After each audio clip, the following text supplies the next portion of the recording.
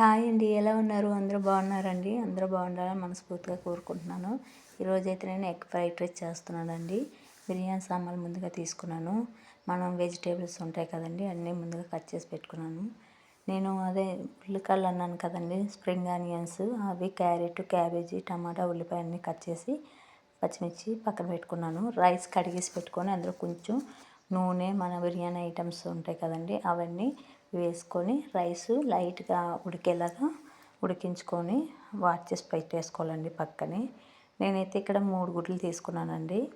Oil వేసుకొని అందులో కొంచెం జీలకర్ర వేసుకొని ఎగ్ వేసేసుకొని కొంచెం కలుపుకోవాలండి.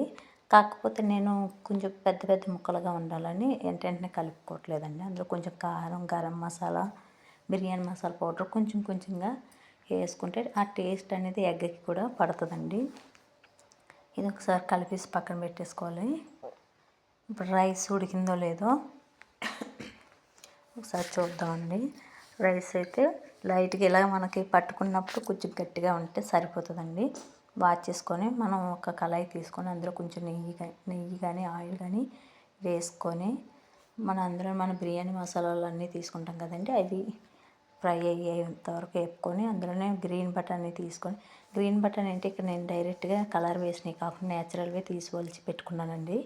ఆ తర్వాత మనం స్ప్రింగ్ ఆనియన్స్ అన్నాను కదా, అవి వేసుకొని కరివేపాకు కూడా కొంచెం వేసుకొని కలుపుకోవాలండి.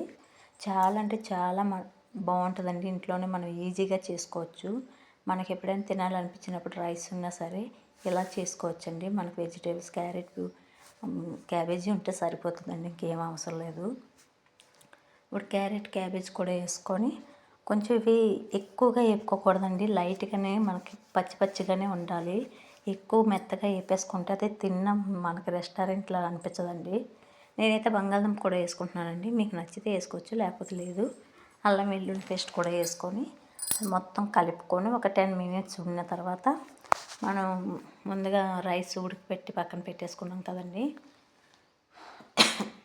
ఇందులోనే గరం మసాలా, బిర్యానీ మసాలా, మనకి ఇంట్లో soya sauce, vinegar, tomato sauce, chilli sauce ఏ ఉన్నా వేసుకోవచ్చండి. చాలా అంటే చాలా బాగుంటుంది, వేసుకోవచ్చు. మనం ఎప్పుడో కానీ చేసుకోం కాబట్టి పర్లేదండి. నేను ఇందాక కస్తూరి మేతి కూడా వేసుకున్నాను.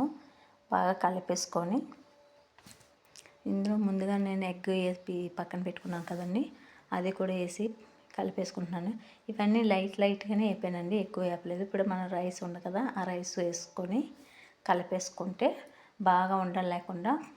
రైస్ అనేది మాత్రం ఇప్పుడు మనం గట్టిగానే ఉంచుకోవాలండి, ఎందుకంటే ఇందులో కలుపుతూ ఉంటే మెత్తగా అయిపోతే బాగోదు. కాబట్టి మన ఇంట్లో రైస్ అయినా ఏ రైస్ అయినా సరే, బాస్మతి రైస్ అయినా బిర్యానీ రైస్ అయినా ఏదైనా సరే కలుపుకుంటే బాగుంటుందండి.